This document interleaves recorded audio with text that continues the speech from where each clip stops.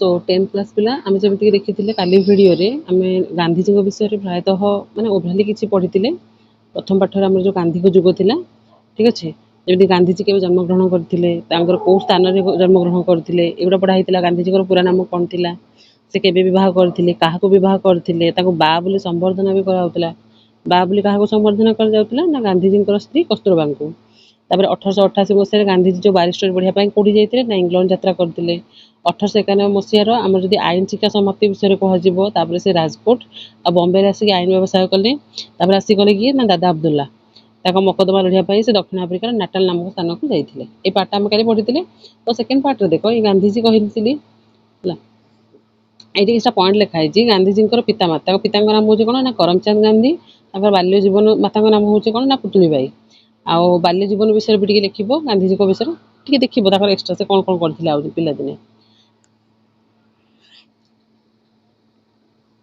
पढ़ी से गांधीजी लाइफ जो चाइल्डहुड इनसीडेंट सब थी देखीद से गुड़ा अच्छा देखिए श्वेतांग इंग्रेज मानकर वर्ण वैषम्य नीति जो कृष्णांग आफ्रिकीयों दक्षिण आफ्रिकार काम करुवा भारतीय माने विभिन्न अत्याचार सम्मुखीन होते श्वेतांग इंग्रेज मैंने जाच इंग्रेज मैंने शासन करुले कौटी ना दक्षिण आफ्रिकार से वर्ण वैषम्य नीति कहले कौन ना रंग को लेकिन कला गोरा भेदभाव करुले है कारण ब्रिटिशर मैंने इंग्रेज मैंने कौन गोरा आउ सब लोग प्रायतः कौन थे कला रंगर किए लोहित रंगर किए सामना रंगर एमती थे तो ये कृष्णांग आफ्रिकीय दक्षिण आफ्रिकार काम करुवा जो भारतीय मानक प्रति अत्याचार दिन को दिन कौन होबार लगे ना बढ़िबार लगुए लोक मैंने से जिन सम्मुखीन हेले सेठारे भारतीय मानकर भोट दान अधिकार नथिला सेटा भारतीय माने कोन प्रकार भोट भी दे परिबे नाही सेमानकर नाम पंजीकरण कर निर्वाचन कर देबाकू पड़ुथिला आमे जेमिति हमर गोटे भोटर आईडी या हमर गोटे आधार कार्ड अछि से आधार कार्ड हिसाब से सेमानकर तांकर सेठी भोटर आईडी सिस्टम थिला से भोटर आईडी से पंजीकरण कले हैला तो निर्वाचन पाई गोटे कर निर्वाचन रे भोट दे परिबेनी किंतु निर्वाचन पाई कर दउथिले जिनसटा भाव तमे जो गछ लगौच से गछर जदि फल न खाई परिबो तो से गछ लाभ कौन सेमिति निर्वाचन तुम भाग नहीं पारबनी कि निर्वाचन गोटे कर तुमको दबाक पड़ो तापर सेमानकर बसति स्थापन जनाकीर्ण अस्वास्थ्यकर परिवेश में स्थान उद्दिष्ट कर माने जमीक डंपिंग यार्ड गुड़ा लाइक जमीक तुम देखो जो अलिया आवर्जन सब पका जाऊ माने असना जगह जो थी जो जगह कहीं लोक रहू थे जंगल एरिया से जगह लोक मानक प्रायतः जाइए कहते कि तुमने से बसवास कर जनाकीर्ण जो लोक मैंने विशेष भाव में नाला अस्वास्थ्यकर परिवेश था से गुड़ा से राति 9टारे राति 9टा पर घर बाहर को जापार नथिले आम राति 12टा गोटे जुआड़े बारे बुलूचे से राति 9टा हेले घर बाहर को जापारे ना एवं जनसाधारण को पाद चला रास्ता व्यवहार कर पार नथिले जो रास्तार समस्त चलुते से रास्ता को राति 9टा पर चली पारे ना से मैंने रेल गाड़ी प्रथम बा द्वितीय श्रेणी कोठरी रे यात्रा करि पारु नथिले तापर जो मानकर रेल गाड़ी अच्छी तुम जान प्रथम श्रेणी द्वितीय श्रेणी डब्बा सब थाए AC1 AC2 सब जान तो यही जो स्टार्टिंग बगी गुड़ाक से बसी पारे ना तापर सेठारे बास करुवा भारतीय व्यवसायी बणिक वाणिज्य सॉरी व्यवसायी बणिक जहाज मालिक श्रमिक को श्वेतांग माने कुली बोली संबोधन करते से कुली नाटी क्या डाकुले ना दक्षिण आफ्रिकार रोकवा व्यवसायी बणिक जहाज मालिक श्रमिक एम किए डाकुले श्वेतांग माने ओ नीच दृष्टि से देखुले माने इतर दृष्टि देखुले से कहते माने तुम किसी माने तुम किसी लेवल अच्छी जो कहते कथा गांधीजी को कचेरी भितर पगड़ी काढ़ी काढ़ी देवा कहते मतलब गांधीजी जाते कौटी की मकदमा लड़ाई मुंड पगड़ी पिंधुले से पगड़ी को से कौन कहते कौट भितर काढ़ी दियो थे से राति 9टारे पाद चला रास्तार चलुवर पुलिस आक्रमण शिकार होते राति 9टारे कौन होना पाद चला रास्तार से जाते से समय पुलिस कौन करता आक्रमण कहीं राति 9टा पर तुम साधारण जनपद जन माने जो लोक मैंने साधारण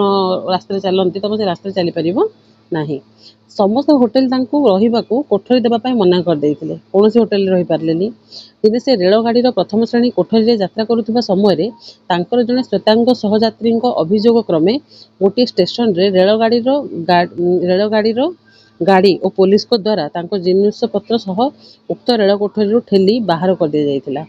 कहुई तुम प्रथम श्रेणी डबार जापरबनी से पुणी जाते गोटे कृष्ण कौन क्या सहित ना इंग्रेज लोक सहित तो गाड़ी जिनस पत्र सह स्टेशन मानते से कोठरी से जो बगी बसते से बगी बाहर कर दिगला रेल डिपार्टमेंट थे से कृष्णांग लोक थे ସରି କୃଷ୍ଣା କହୁଛି କ'ଣ ଶ୍ଵେତାଙ୍ଗ ଲୋକ ଥିଲେ, ବୁଝିହେଲା। ତାପରେ ଦେଖ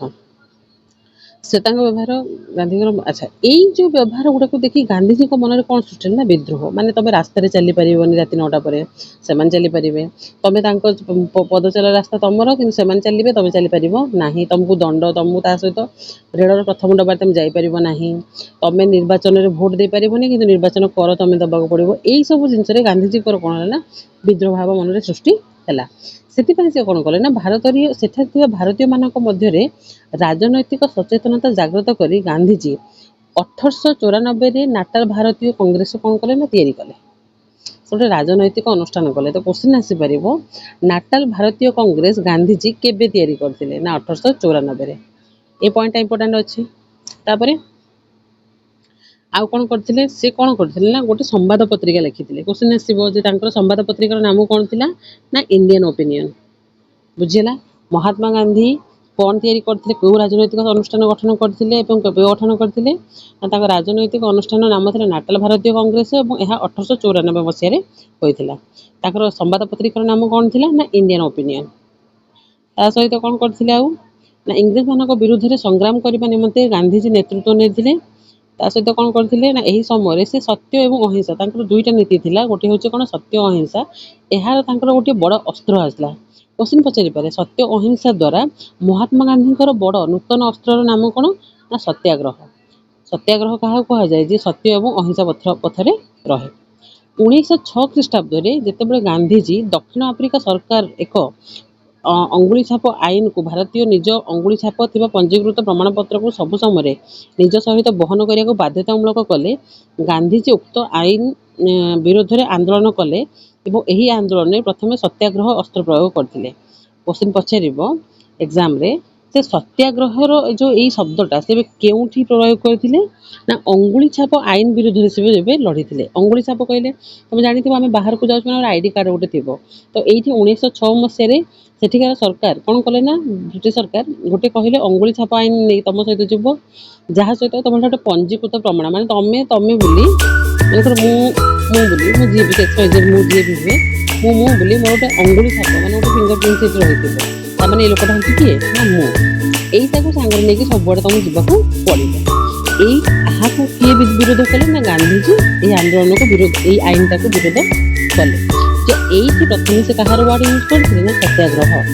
କେଉଁ ଆଇନ ହେଲା ନା ପଞ୍ଜୀକୃତ ପ୍ରମାଣପତ୍ର ଆଇନକୁ ସେ ବିରୋଧ କରି କରିଥିଲେ। ବୁଝିହେଲା ଏଇଟାକୁ, ଏ ତ ବେସିକ୍ ଜିନିଷ ରହିଲା। ତାପରେ ନେକ୍ସଟ ଦେଖିବା କ'ଣ ଆଉ ଯେଉଁ ପାର୍ଟ ଗୁଡ଼ା ରହିଲା। ଧୀରେ ଧୀରେ ଚାଲ,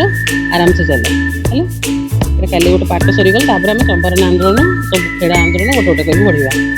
କାହିଁକି କହିଲ ମୁଁ ଛୋଟ ଛୋଟ ଏଥିପାଇଁ ପଢ଼ାଉଛି ତାକି ତମେମାନେ ଜିନିଷଟା ଭଲସେ ବୁଝ। ଏଇ ଜିନିଷ ଗୁଡ଼ା ମନେ ରଖିବା ନିହାତି ଦରକାର